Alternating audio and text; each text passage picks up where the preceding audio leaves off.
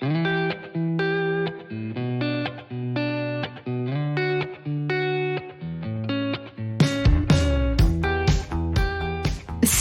je suis Sandra et je te souhaite la bienvenue sur le podcast qui va te donner envie de réaliser tes projets et même tes rêves les plus fous. Notre mission, t'apporter de l'inspiration.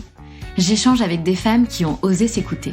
Choix de vie audacieux, parcours atypique, projets fous, elles nous dévoilent tout sans filtre. L'idée, à travers chaque épisode, c'est d'adoucir tes peurs pour les remplacer par de l'audace et de l'enthousiasme. Du mouvement, du bruit, de la fumée, laisse-toi entraîner par les locomotives. Marine a tout juste 30 ans. Elle a été Miss France en 2013, elle est aujourd'hui médecin généraliste et elle vit en Nouvelle-Calédonie depuis peu. Marine est devenue Miss France un peu par hasard. Petite, comme elle l'explique, c'était un garçon manqué. Elle jouait au foot avec ses potes et elle portait des baskets. Elle ne s'était jamais identifiée aux Miss France. Elle participe un jour à un défilé qui lui permettra d'être repérée par le comité Miss Bourgogne et elle se dit pourquoi pas. Mais finalement, ce n'est peut-être pas totalement un hasard si elle s'est lancée dans cette aventure, puisque sa grand-mère lui a toujours répété qu'un jour, elle serait Miss France. À travers cet épisode, on découvre comment Marine est passée de garçon manqué à Miss France, comment est-ce qu'elle a réussi justement à combiner ces deux facettes, comment cette aventure lui a permis de prendre confiance en elle, de s'accepter telle qu'elle est et de développer sa part de féminité, comment elle a appris à dépasser la peur du regard des autres et la peur du jugement, comment prendre conscience de son potentiel intellectuel et de sa valeur lorsque l'on participe à un concours où l'apparence physique prime. Est-ce que le concours Miss France ne devrait pas évoluer pour justement correspondre davantage aux attentes de la société d'aujourd'hui ? Ou peut-être faudrait-il carrément imaginer un tout nouveau concours orienté parcours de femme, état d'esprit et valeurs ? Marine nous dévoilera aussi les coulisses de l'aventure Miss France, les comportements inappropriés qu'elle a pu subir. Elle nous dévoilera l'histoire de son expérience avec le concours Miss Monde. Elle aurait dû remporter ce concours, mais les choses ne se sont pas passées comme prévu. Et pour finir, elle nous parlera de son aventure entrepreneuriale avec sa marque de bijoux. Un très bel échange avec Marine qui représente parfaitement les locomotives. Belle écoute à vous.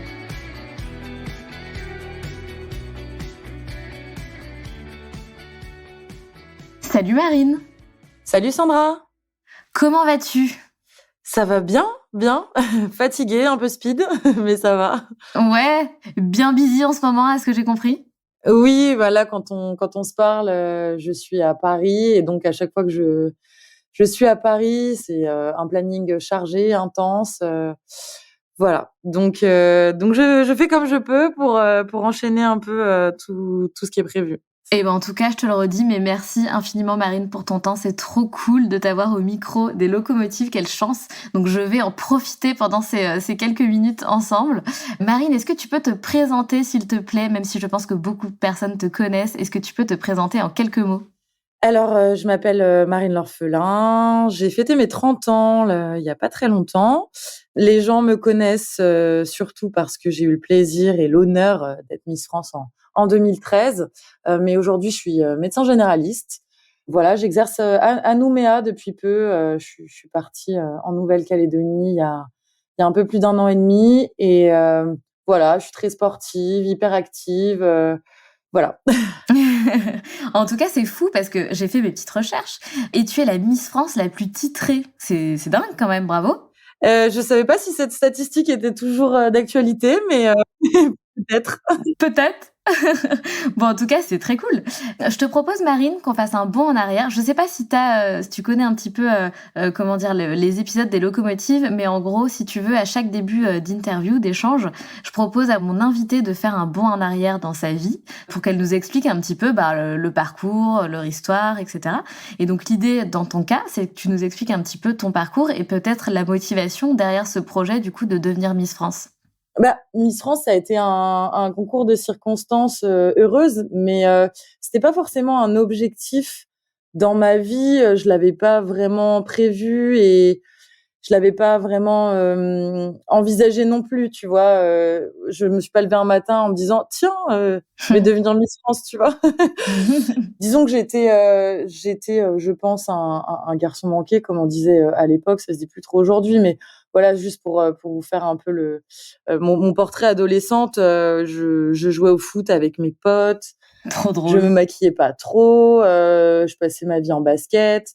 voilà, je pense que j'ai dû porter pour la première fois les talons à 16 ans. Je m'identifiais pas forcément à Miss France. Après, c'était un concours que j'appréciais regarder. Tous les ans, je regardais à la télévision avec mes parents et voilà, c'était toujours. Enfin, j'ai toujours trouvé que c'était un concours plutôt sympathique et voilà, et Miss France, une belle ambassadrice pour notre pays. Mais tu vois, je me projetais pas forcément dans ce qu'elle représentait.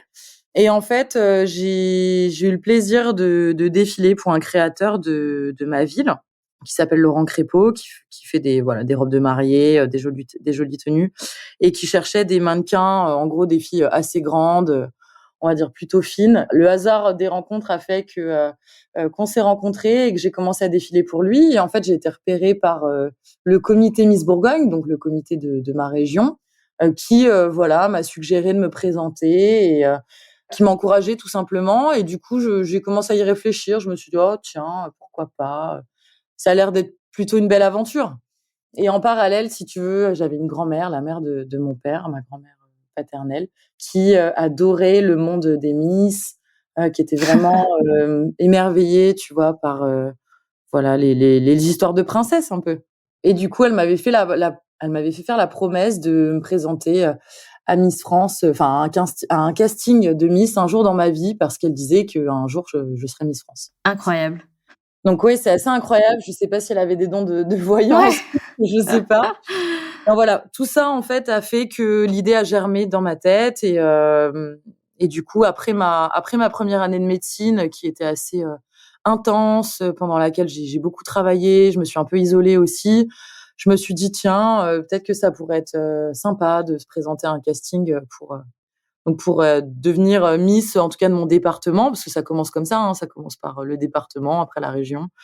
Et voilà, je me suis laissée porter. Après, je me suis dit, ça peut être une belle aventure, mais je t'avoue que je me projetais pas du tout et j'aurais jamais imaginé pouvoir devenir Miss France. Vraiment. Et c'est marrant parce que donc ça, c'est quelque chose que je ne savais pas, la partie un peu garçon manqué, que tu joues au foot avec tes potes. Et c'est quelque chose qu'on peut pas deviner parce que enfin, tu fais très très féminine. En tout cas, c'est l'image qu'on a de toi, je pense, la plupart des personnes.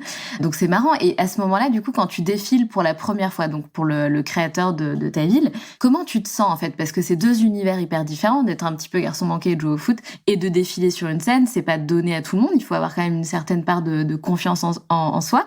Comment tu te sens? Est-ce que tu te sens dans ton élément ou tu te dis oh là là, mais c'est pas du tout pour moi? Non, je me sens pas du tout dans mon élément. Je me sens pas du tout dans mon élément. Ça a été compliqué d'apprendre à défiler avec des talons, à me sentir à l'aise dans de grandes et belles robes, tu vois, assez imposantes et tout. Donc, en fait, c'était un exercice que j'ai trouvé intéressant parce que justement, en fait, finalement, ça m'a permis de découvrir justement ma féminité et de la travailler et justement de prendre confiance en moi. Je pense que j'avais pas confiance en moi. Pendant plusieurs années même, j'ai eu un peu ce problème de confiance en moi et ça m'a aidée. Tu vois, c'était le début d'une transformation, on va dire, vers voilà, Marine plus femme et plus sûre d'elle. Ouais, bien sûr. Je pense que c'est effectivement, ça aide au niveau du cheminement confiance en soi. Soit tu l'as dès le départ et c'est chouette, ou soit effectivement tu prends confiance en toi et tant mieux parce que c'est pas facile de se retrouver comme ça, tu vois, en pleine, enfin voilà, en lumière, j'ai envie de dire devant tout le monde. T'es hyper exposé, enfin, et puis t'es dans des tenues parfois effectivement où tu dévoiles ton corps. Donc effectivement, je pense que c'est un vrai boost au niveau de la confiance en soi. C'était quoi tes plus grandes peurs, Marine, quand tu as commencé cette aventure de Miss France? Est-ce que tu avais des peurs? Bah, en fait, si tu veux, quand tu t'exposes autant, comme tu dis, t'exposes ton corps, t'exposes ton visage, enfin ton image en fait. T'as peur justement que les gens te jugent énormément par rapport à ton physique et qu'ils s'intéressent pas à la personne que tu es intérieurement, voilà, aux valeurs que tu défends et à tes points de vue, tu vois. Donc moi, c'est ça surtout qui me faisait un petit peu peur dans le concours Miss France. J'ai toujours eu des complexes. Quand je me suis présentée à Miss France, moi, j'étais persuadée de jamais être élue parce que je trouvais mon nez trop retroussé. J'aimais pas du tout mon nez, par exemple. Ah, mais il est si beau ton nez, pardon, mais je suis obligée de rebondir là-dessus. Tu vois, comme quoi, on a chacun Bien enfin, une sûr. manière différente de se percevoir et on peut avoir des complexes, bien que voilà, on puisse devenir Miss France. Donc, tu vois, j'avais des complexes ancrés comme ça qui vraiment m'empêchaient d'entrevoir mon potentiel. Et du coup, si tu veux, quand j'ai été élue Miss France, c'est pour ça que je disais que ça a été vraiment une étape pour moi vers une prise de confiance, c'est que justement, en fait, j'ai appris à plus m'aimer et à travers, bah, justement toute l'affection du grand public, tu vois, tous les compliments, parce que Miss France, ça reste un concours qui est quand même assez populaire et on reçoit quand même beaucoup d'affection de la part du grand public. Voilà, les gens nous suivent et nous apprécient. Donc, oui, ça m'a vraiment aidée à m'aimer tout simplement. Ouais, mais c'est intéressant ce que tu dis parce qu'effectivement, tu reçois des compliments, et cetera, mais peut-être plus orientés vers l'enveloppe physique, et cetera. Et du coup, effectivement, ça peut ne pas aider à percevoir la valeur que tu as, le potentiel que tu as. Et finalement, quand tu dis que ça t'a aidé à t'apprendre à t'aimer, c'était plus au niveau de l'enveloppe physique, mais est-ce que c'était aussi au niveau de toi-même? À quel moment tu t'es dit, OK, bien sûr, j'ai une jolie enveloppe physique, mais j'ai aussi une immense valeur, j'ai un potentiel intellectuel. Est-ce que ça, c'est venu peut-être plus tard, du coup? Alors, j'ai toujours eu un petit syndrome de l'imposteur. En fait, dans plusieurs domaines, si tu veux. Quand j'ai remporté Miss France, comme je te disais, je me projetais pas forcément dans l'image de ce concours. Donc, j'ai eu du mal déjà à réaliser, à accepter et à me dire, OK, si tu as été élue, c'est parce que voilà, les gens ont perçu quelque chose, tu vois, en moi qui leur a plu, donc au-delà de l'apparence physique. Et tu vois, on fait une grosse tournée médiatique quand même quand on est élu Miss France. Et au tout début, je me disais, mais qu'est-ce que je vais bien pouvoir raconter sur les plateaux, à quoi les journalistes vont s'intéresser. Vraiment, je voyais pas en fait, enfin quelle était ma valeur ajoutée et vraiment ce que j'allais pouvoir leur raconter d'intéressant. J'étais persuadée d'avoir un parcours ben voilà très très classique et d'avoir pas finalement pas grand-chose à dire. Et justement là aussi, c'était un exercice que j'ai trouvé assez intéressant et enfin une vraie introspection finalement parce que à travers les nombreuses interviews que j'ai pu faire, on m'a beaucoup posé la question de, tu vois, qu'est-ce que je veux faire plus tard? Qu'est-ce que je veux devenir? Quelles sont les valeurs que je défends? Me raconter un peu mon histoire personnelle aussi. Et du coup, en fait, ça te fait vachement réfléchir sur qui tu es, aussi intérieurement, hein, bien sûr. Enfin voilà, au-delà du physique. Et justement à vraiment à apprendre à devenir toi-même. Enfin, je sais pas enfin, je sais pas si tu comprends ce que je veux Mais je dire, mais comprends totalement. tu vois, parce que faire une introspection quand tu as 20 ans et te poser ces questions-là, genre sur ton avenir, sur vraiment ce qui te fait vibrer, comme je disais, les valeurs que tu as envie de défendre et tout, c'est assez profond. Et du coup, c'est un exercice qui, effectivement, m'a permis aussi de me découvrir un peu plus et de savoir où je voulais aller et qui je voulais devenir. Mais tu vois, c'est intéressant ce que tu dis parce que finalement, on a quand même la sensation que ce qui t'a le plus marqué, c'est aussi cette partie-là. Ça t'a permis de te découvrir, on te demande quelles sont tes valeurs, etc., ta vision. Et finalement, moi, ça me donne envie de te poser une question. Est-ce que finalement, ça serait pas plus intéressant d'avoir un concours Miss France qui est plus orienté justement sur enfin, sur des femmes inspirantes en fait, tu vois, sur ce qu'elles prônent, sur leur vision, sur leurs valeurs, au-delà que l'enveloppe physique. Je sais que c'est un peu une question un peu chiante, tu vois, mais j'aimerais bien ton avis quand même là-dessus. Oui, complètement, je suis assez d'accord avec toi. Je pense qu'aujourd'hui, on a besoin de rôle modèles, de femmes inspirantes et il faut trouver, si tu veux, le juste milieu entre attirer l'intérêt, on va dire, du grand public parce que c'est Miss France, ça reste une émission de télé, tu vois, enfin Bien à la sûr. base en fait, initialement. Donc il faut attirer un peu le grand public et du coup ça passe par le show, le spectacle, le concours de beauté, tu vois. C'est dommage, mais aujourd'hui la société est quand même encore très ancrée autour de l'image. Et du coup, il faudrait réussir, tu vois, à faire cette bascule entre ce concours qui est très basé sur l'image et réussir à, au contraire, mettre plus en avant les parcours des femmes qui se présentent, leurs valeurs, tout ce qu'elles défendent. Mais c'est compliqué, si tu veux, à trouver faudrait imaginer un tout nouveau concours.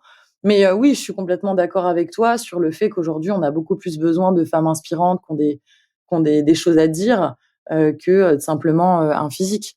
Et c'est vrai qu'après, quand on regarde, tu vois, ces dernières années, je trouve que quand même, les Miss qui ont été élues, elles ont pu marquer les esprits, tu vois, par des traits de personnalité, C'est vrai.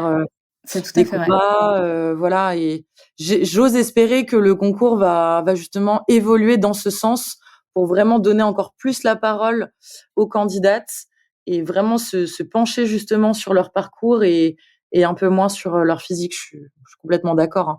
Ouais, ouais, complètement et c'est de toute façon enfin, je sais que c'est un sujet qui est un peu d'actualité, mais ça serait super chouette. Je pense que de toute façon, tu vois, peu importe que ça soit le concours de Miss France ou d'autres choses, je pense qu'on n'a pas le choix, à un moment donné, d'évoluer avec la société et avec, tu vois, les nouvelles, visions, les nouvelles pensées, la nouvelle perception de la vie, des choses et je pense que même, voilà, des concours comme ça qui sont ancrés depuis des années sur avec des règles très strictes et cetera, n'auront de toute façon pas le choix d'évoluer parce que au bout d'un moment ils seront plus soutenus, tu vois, enfin le public en face sera pas en accord finalement avec ce qui se fait, donc je pense que de toute façon il va falloir revisiter le concours, mais c'est un sujet qui est hyper intéressant, donc à voir comment va évoluer le concours Miss France.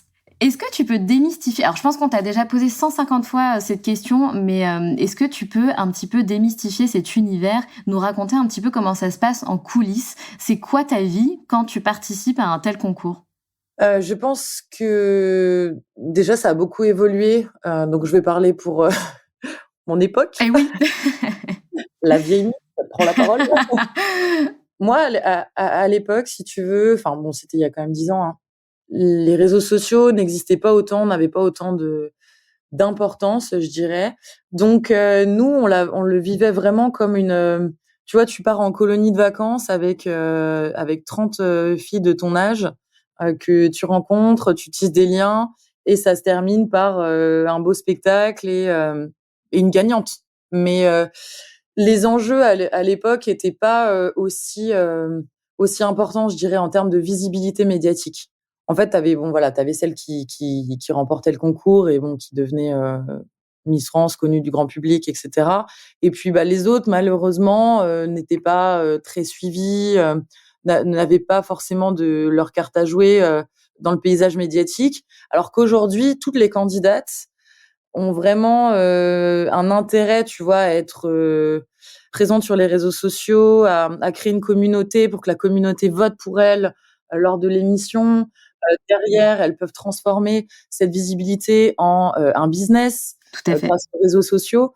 Donc nous, à l'époque, on n'avait vraiment pas toutes ces considérations de visibilité, de business derrière.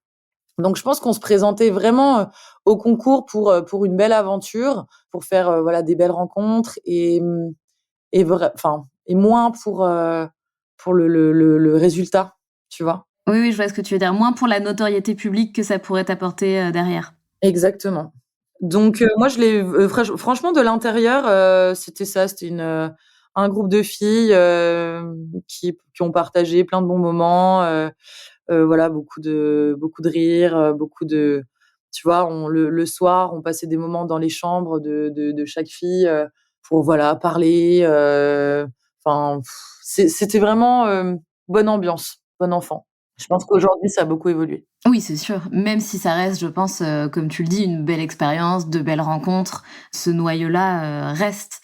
Est-ce que finalement tu as réussi à trouver des femmes parce que du coup, comme tu disais: «Oui, j'étais un petit peu garçon manqué» et cetera. On peut penser que les Miss France sont plus, bah, très féminines, très, peut-être, toi, moins garçon manqué, qu'on peut l'imaginer. Est-ce que finalement tu t'es dit: «Non mais en fait, bah, rien à voir, c'est pas du tout ce qu'on pense. Les nanas, elles sont, toutes hyper, authentiques, elles ont toutes leur personnalité hyper enfin voilà, hyper différentes.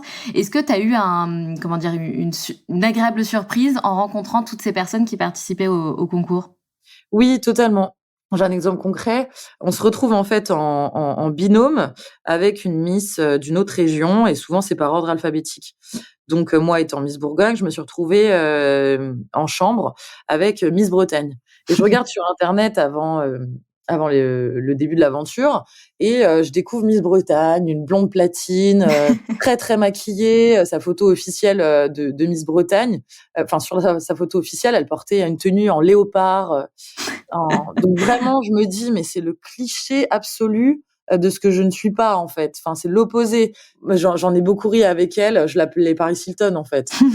Et en fait, j'arrive sur l'aventure, donc je rencontre immédiatement, Miss Bretagne et en fait, là, j'ai un énorme coup de cœur amical pour cette fille qui est en fait hyper naturelle, spontanée, très drôle. Alors avec un goût très prononcé pour la mode, mais voilà, enfin, j'ai compris tout de suite pourquoi elle s'était présentée à Miss France, mais ça n'a pas empêché qu'on tisse des liens très très forts. Et aujourd'hui, en fait, bon, elle s'appelle Estelle, elle travaille chez Miss France aujourd'hui, et en fait, c'est une de mes meilleures amies. J'adore. Voilà, c'est vraiment l'aventure Miss France m'a apporté moi énormément, enfin m'a fait faire de très belles rencontres, et vraiment j'ai gardé beaucoup d'amis de cette aventure. Et du coup, c'est ça aussi qui est très enrichissant, c'est qu'on rencontre vraiment des jeunes femmes avec des parcours totalement différents, qui viennent de régions différentes, qui viennent des dom-toms aussi, des régions de France, voilà, assez éloignées et tout. Donc, j'ai trouvé que c'est très enrichissant finalement de discuter avec toutes ces jeunes femmes.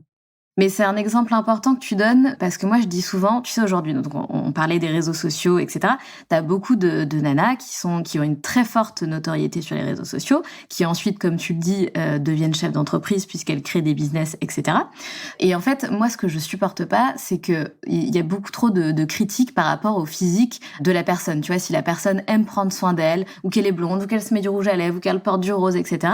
En fait, on s'en fout. Enfin, moi je suis la première à dire, arrêtons de juger ces gens. Enfin, c'est pas parce que la nana, elle a envie de se mettre en bombe que derrière, elle a pas de cervelle. Enfin, tu vois, elle est quand même chef d'entreprise, elle gère sa vie, elle gère sa boîte. Enfin, et moi, c'est un truc qui me sort par les yeux. J'en ai vraiment marre qu'on pense, tu vois, que les nanas qui justement se font jolies ou sont blondes platine, comme tu donnais tout à l'heure l'exemple, ça veut pas dire qu'elles ont rien dans la cervelle, quoi. Je pense qu'il faut laisser les gens libres d'être ce qu'ils ont envie d'être. On évolue tous, on passe par des périodes où on a plus envie d'être comme ça. Demain, on se comportera peut-être autrement, mais au final, on s'en fout. Et peut-être un peu plus gratter, tu vois, à l'intérieur, et voir vraiment qui est la personne plutôt que de juger les gens en surface.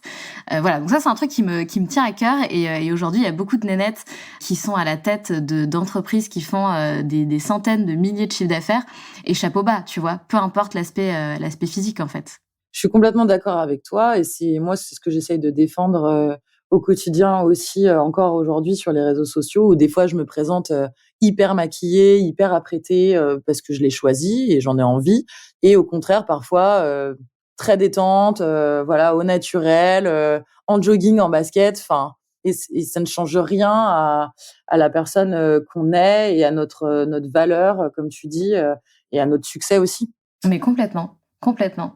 Et je pense, enfin après on passera à ce sujet-là, mais juste pour terminer là-dessus, je pense, tu vois, qu'il y a quand même pas mal de femmes qui, pour se sentir légitimes et pour, comment dire? Pour éviter que l'on voit trop l'enveloppe physique ou la beauté, et cetera, se sentent obligées de se mettre un petit peu plus, tu sais, naturel, authentique, pour justement qu'on perçoive le niveau intellectuel plus que l'aspect, physique, beauté, et cetera. Et bref, et ça m'attriste un petit peu, enfin, mais bon, je pense que tout ça va être amené à évoluer. Les femmes sont clairement en train de, de prendre le power, donc c'est pas plus mal. Dans une vidéo, mademoiselle Marine, tu dis que tu as subi des comportements inappropriés pendant ton expérience Miss France. De quoi tu parles exactement? Je parle de comportements, oui, comme j'ai dit, inappropriés, c'est-à-dire, je n'utiliserai pas le mot, d'agression sexuelle ou quoi, parce que je trouve que c'est un peu fort. Mais, tu vois, j'ai facilement eu, une petite main, dans le bas du dos, un petit peu, qui descendait un petit peu, trop bas, tu vois? Ah, ouais. Donc, ça m'est arrivé plusieurs fois dans des événements publics où, tu vois, j'ai pu rencontrer des hommes politiques, enfin, par exemple, des maires, des députés, ou des chefs d'entreprise, ou parce que vraiment j'ai été amenée à rencontrer des personnes très différentes, mais quand même des gens assez importants, ou des gens avec du pouvoir.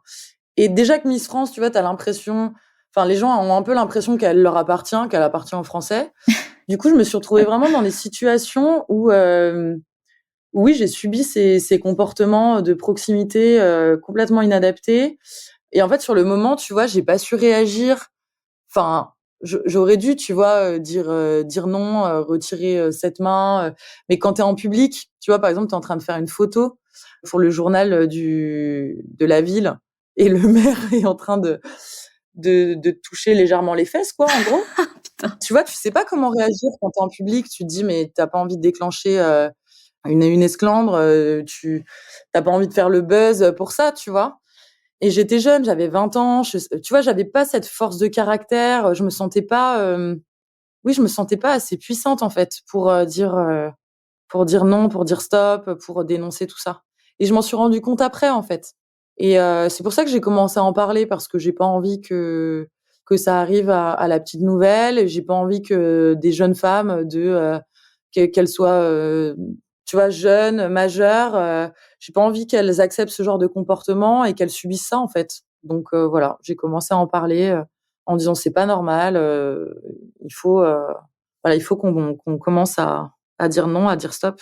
Mais c'est bien, c'est déjà, enfin, c'est hyper courageux de ta part d'en parler maintenant, et clairement, enfin, tu vois, à 20 ans, en plus, c'est des gens, comme tu dis, qui ont du pouvoir. Tu sais que le moindre truc que tu dis demain, c'est dans le journal, en photo, Marine a dit telle chose, enfin, l'enfer, quoi. Donc, la marge de manœuvre, elle est difficile, en fait. Tu vois, je comprends tout à fait que, enfin, à 20 ans, sérieux, enfin, c'est hyper compliqué, en fait, de se défendre face à ce genre de choses. Et donc, c'est très bien que t'en parles pour éventuellement, effectivement, donner plus de force aux jeunes femmes qui pourraient subir ce genre de comportement. Mais bon, aujourd'hui, j'ai l'impression que les langues se dénouent quand même pas mal, tu vois, surtout à tous les niveaux sur ces sujets-là autour des femmes. Donc, j'ose penser que ça devrait un petit peu Ah oui, diminuer, oui. je sais pas. Bah, il faut c'est pour ça, il faut qu'on continue de prendre la parole, défendre ce qu'on a à défendre et faut pas non plus que ça aille trop loin. Enfin, je sais que voilà, parfois ça peut aller très très loin aussi. Je pense voilà, il faut juste que toutes les femmes soient conscientes que aujourd'hui on peut plus accepter ce genre de comportement et peu importe notre âge et notre situation sociale, on a toutes la même valeur et il faut que qu'on soit fortes toutes ensemble. Tu vois, Complètement.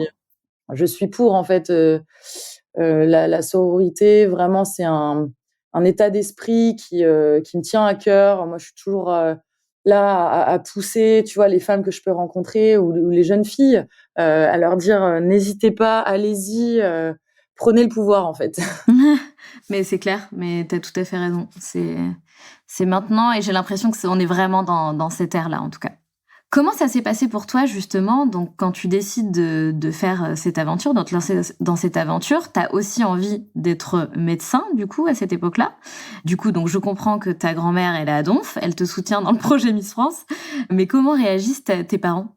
Ma mère est complètement paniquée parce qu'elle pense que je vais arrêter mes études et qu'en gros je vais prendre un chemin moins catholique, je dirais.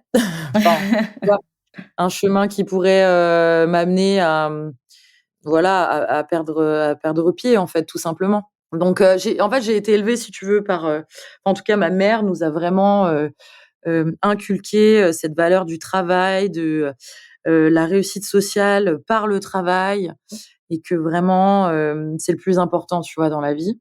Après, mon père est un peu différent. Lui, bon, c'est un musicien, prof de batterie, tu vois, a toujours eu un côté un peu rêveur, aventurier, qui lui a tout de suite compris en fait que Miss France pouvait être une très très belle opportunité pour moi et pouvait justement me faire évoluer et en mieux, vraiment, en tu vois tous les aspects positifs en fait. Donc lui, ça lui a pas finalement pas fait si peur que ça et après voilà, tous les deux m'ont soutenue. Ils ont été présents quand il fallait. Ils m'ont accompagnée par la suite aussi avec voilà mes différents projets médiatiques, avec les marques et tout ça. Ils ont toujours tout fait en fait pour m'aider à mener à bien et mes études et mon autre rôle d'ambassadrice.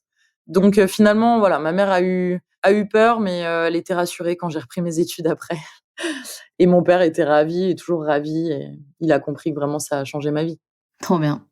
C'est hyper important, le soutien de la famille proche, clairement. Ah oui, bah, sans eux, je pense que oui, je l'aurais pas vécu aussi sereinement et peut-être voilà, je me serais remise en question. Exactement. Quand l'aventure Miss France s'arrête, qu'est-ce qui se passe? Qu'est-ce que tu ressens? Qu'est-ce que tu fais? Comment ça se passe pour toi à ce moment-là, au niveau donc de ta vie concrètement, mais aussi au niveau psychologique? Qu'est-ce qu'on ressent quand une telle aventure prend fin?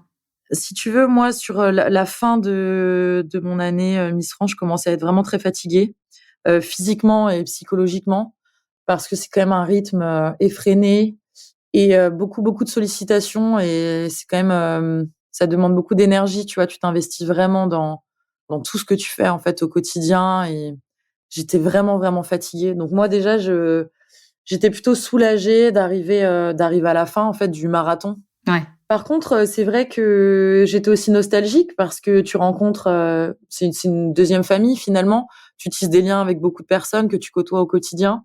Du coup, j'étais un petit peu nostalgique de me dire, voilà, que j'allais plus côtoyer ces personnes, j'avais peur un petit peu forcément de les perdre, enfin de m'éloigner, de cette famille Miss France et puis, c'est aussi, un grand saut dans l'inconnu parce que pendant une année, de par toutes ces rencontres, j'ai quand même eu on m'a proposé beaucoup de choses. J'ai eu de belles opportunités, à la fin de mon année Miss France, dans vraiment des domaines complètement différents, tu vois?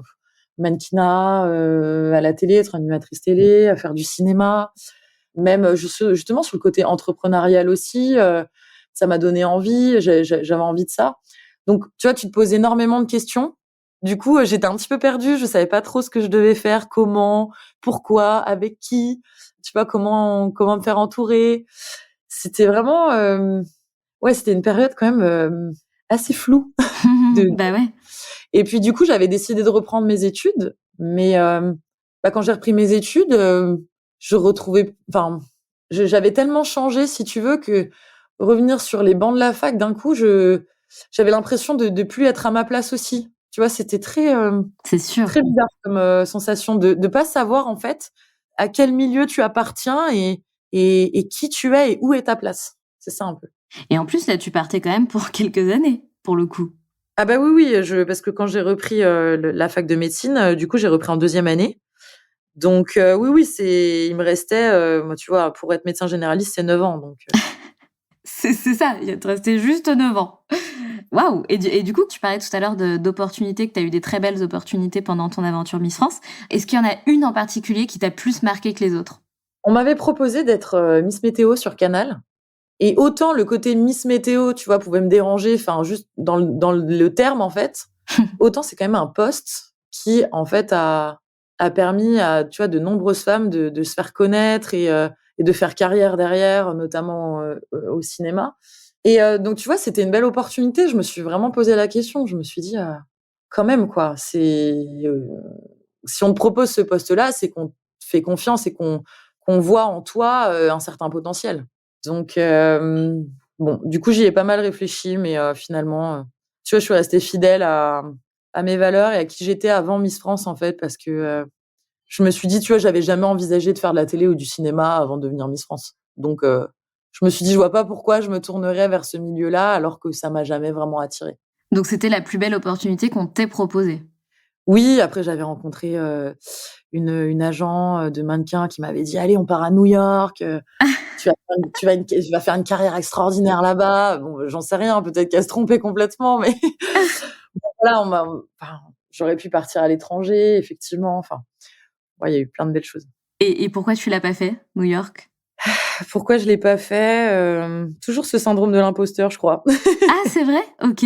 Non, mais pareil, là encore, en fait, j'avais une bonne copine, à l'époque qui était mannequin, que je la fréquentais vraiment régulièrement et qui me racontait un peu les dessous, de ce métier et en fait, ça m'a fait vraiment très, très peur parce qu'à l'époque, il y avait pas encore autant d'intérêt, pour, tous les corps, voilà, toutes les femmes, on mettait pas en avant leurs différences. Au contraire, il fallait, pour être mannequin, il fallait être très, très skinny. Donc voilà, très maigre, tu vois? Quand j'ai rencontré cet agent, elle me disait: «Bon, tu as quelques kilos à perdre, mais Ah après putain, ça, c'est bon, quoi» waouh! et alors que Ouais, non voilà, je mais faisais 1,36 non mais voilà, j'étais grande, plutôt fine, voilà, pour te dire, les mentalités étaient encore, vraiment, vraiment très fermées et du coup, je me sentais pas, tu vois, de partir dans ce milieu-là et qui me ressemblait pas du tout. Tu vois, ma copine me racontait justement les dessous des castings, la concurrence énorme. Voilà, je me sentais pas de rejoindre ce milieu-là que pour le coup, je trouvais un petit peu malsain. ouais, bien sûr, ça te correspondait pas. Ouais.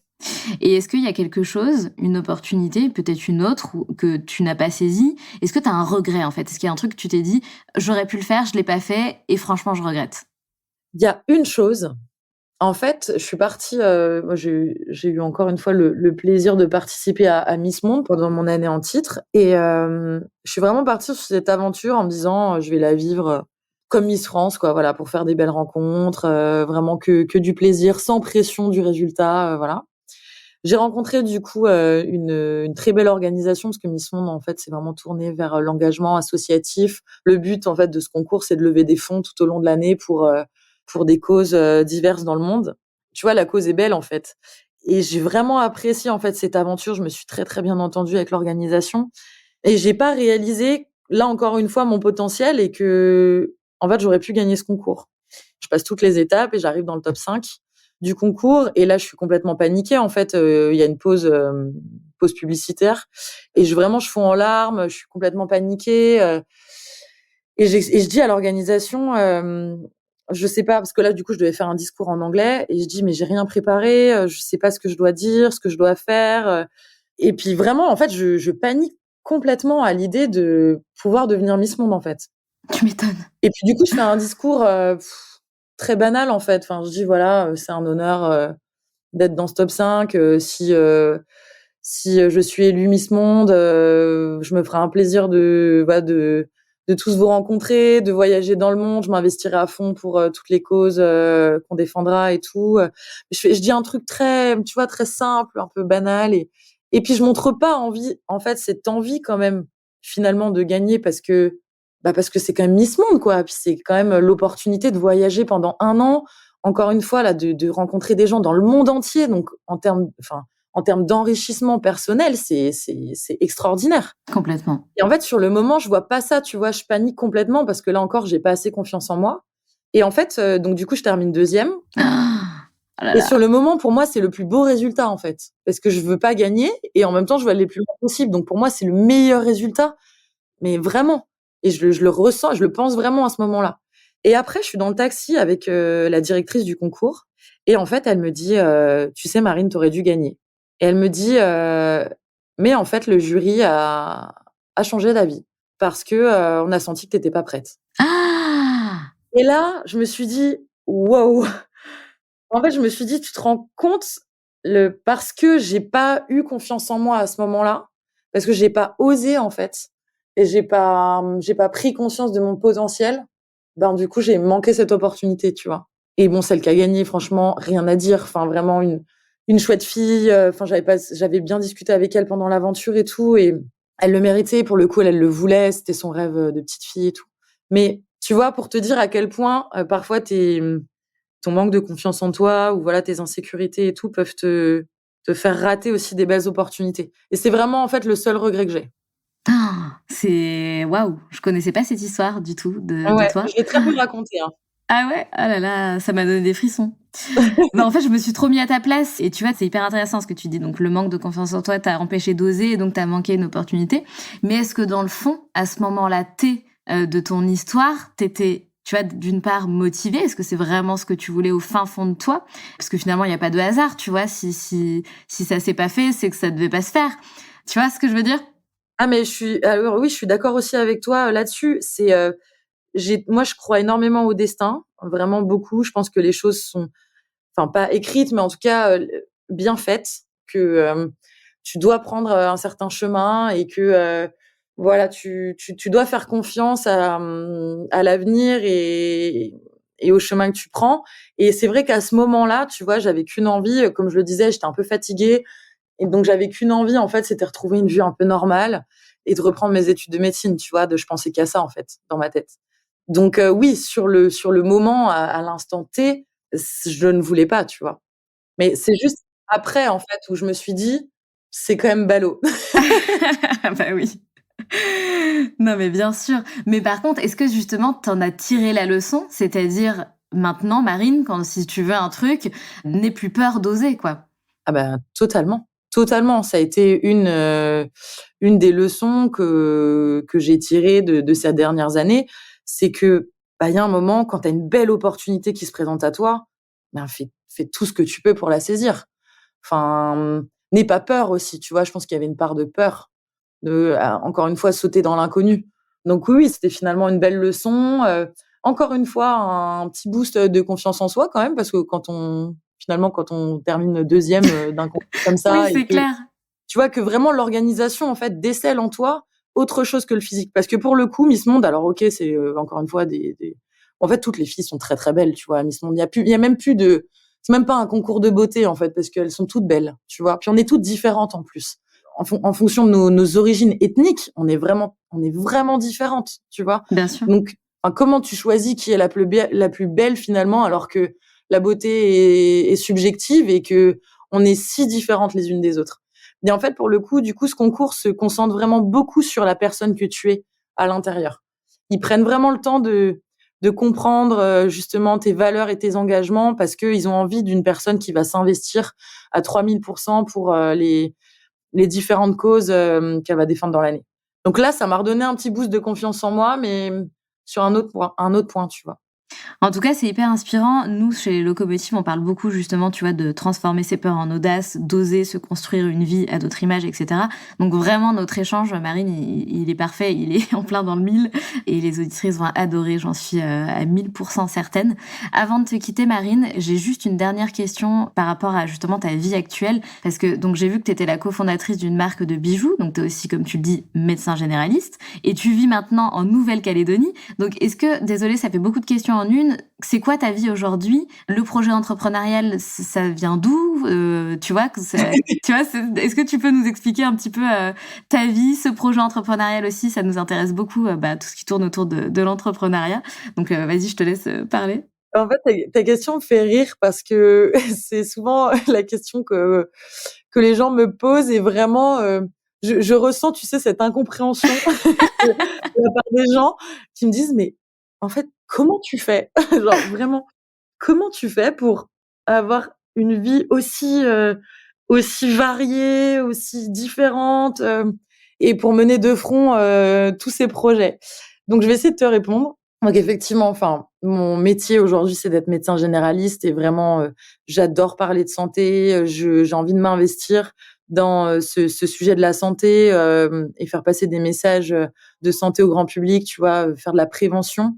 C'est vraiment ce qui m'anime et ce en quoi, je crois, au quotidien. Donc j'exerce en tant que médecin généraliste en Nouvelle-Calédonie, parce que j'ai rejoint mon compagnon que j'avais rencontré, pendant un voyage, et qui lui vit en Nouvelle-Calédonie depuis, de nombreuses années.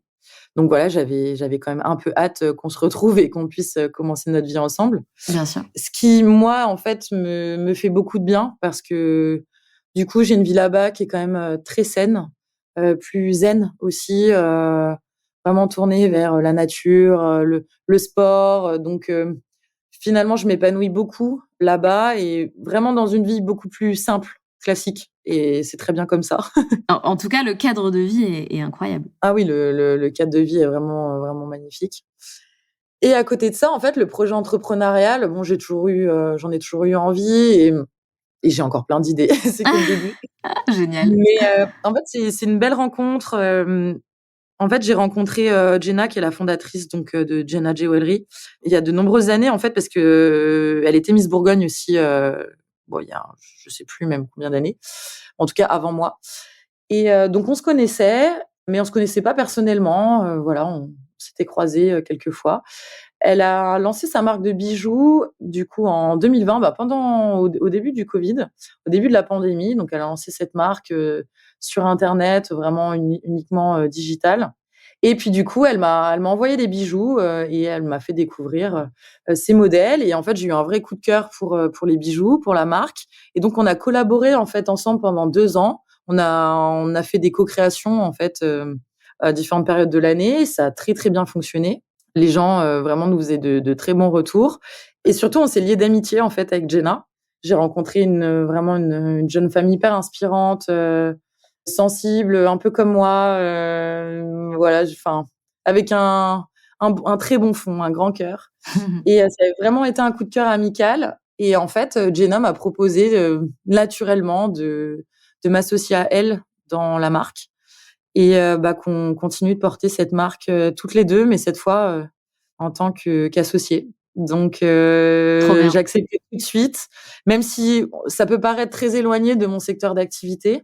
Voilà, je trouvais l'aventure, belle, l'histoire, belle, la suite logique Donc je me suis lancée avec elle et puis voilà, maintenant on réfléchit ensemble à l'évolution de la marque, on travaille les collections ensemble. C'est génial aussi parce que moi du coup ça m'apporte beaucoup parce que j'étais très curieuse de découvrir ce milieu entrepreneurial et du coup voilà, je commence tout doucement à comprendre l'envers du décor et c'est très intéressant à développer d'autres compétences. C'est génial. Ouais. Trop bien. Et très rapidement, tu parles de futurs projets, tu dis que c'est que le début au niveau de l'entrepreneuriat pour toi. Est-ce que tu veux teaser un petit truc ou pas forcément ? Ben, tu vois, cette année, là, je suis en train d'écrire un livre. Donc, nice. Je peux pas trop en parler parce que ça sortira pas tout de suite. Voilà, je peux pas vraiment teaser, mais c'est un beau projet aussi qui me tient à cœur. Et puis, oui, j'ai des idées, tu vois, d'autres business, enfin, d'entreprises que j'aimerais développer. Donc, le temps me manque un petit peu, mais effectivement, j'ai pas mal d'envie et d'idées. Et tu vois, après, sur les réseaux sociaux et même dans les médias, je veux vraiment continuer à prendre la parole sur les sujets de santé et à m'impliquer, tu vois, dans de beaux projets autour de la santé publique. Ouais, j'ai vu que tu faisais pas mal de petites vidéos avec des marques justement autour de la santé. C'est chouette. C'est très chouette. Ah oui. Très bien. Et ben Marine, formidable, pleine d'envie, pleine de projets. C'est top. Hein. C'est à ça que sert la vie, j'ai envie de dire. La vivre avec intensité. Ah bah oui, de toute façon, je suis une hyperactive et moi, je fonctionne comme ça. Je fonctionne au projet. Il faut que j'ai des choses qui me stimulent au quotidien. Je pense que je pourrais jamais entrer dans une véritable routine. Tu vois, j'ai besoin de tout le temps être active et tout le temps vibrer. Ouais, d'où le fait de ne pas te cantonner à un seul périmètre et de toucher à des choses totalement différentes, en fait. Ouais. Génial. Eh bien, écoute, sur ces très belles paroles, Marine, on ne se quitte pas encore. J'ai encore besoin de 30 secondes, puisque du coup, dans les locomotives, on a toujours 3 questions rituelles dans le podcast. Alors, roulement de tambour, première question. Quel était ton rêve de petite fille, Marine ? De voyager, de parcourir le monde. Ah ben, c'est gagné. J'ai envie de dire bravo. Rêve accompli. Est-ce que tu as un mantra, Marine, une phrase qui te guide dans la vie ? Ils ne savaient pas que c'était impossible, du coup, ils l'ont fait. Yes, elle est géniale, cette phrase. Elle est géniale. Ok, et dernière petite question, Marine. C'est quoi pour toi être la locomotive de sa vie ? Wow. Je dirais, pour moi, c'est prendre des décisions. Parce que si tu prends jamais de décision, tu n'avanceras pas. Donc, il faut savoir prendre des décisions, quitte à se planter, quitte à tomber, et pour se relever et pour continuer d'avancer. Donc vraiment, tu vois, pendant longtemps, en fait, je disais choisir, c'est renoncer. Je le voyais comme ça, et en fait, j'ai complètement changé d'état d'esprit. Pour moi, choisir, c'est avancer. Complètement d'accord, 100% alignée. En tout cas, je suis hyper heureuse de cet échange, Marine. Enfin, je n'avais aucun doute sur notre échange, comme quoi ça serait top. Mais vraiment, je trouve que tu représentes vraiment tout ce qu'on prône chez les locomotives, parce que nous, ce qu'on fait aujourd'hui, c'est justement pour aider toutes ces femmes qui aujourd'hui n'osent pas à justement oser. Donc, merci infiniment pour cet échange hyper inspirant. Eh ben, merci beaucoup de ton invitation. Ça m'a fait aussi très plaisir d'échanger avec toi. Et du coup, je vais écouter encore plus d'épisodes des locomotives. Mais oui! Belle continuation à toi, Marine. Salut! Merci beaucoup. À bientôt. Belle continuation à toi aussi.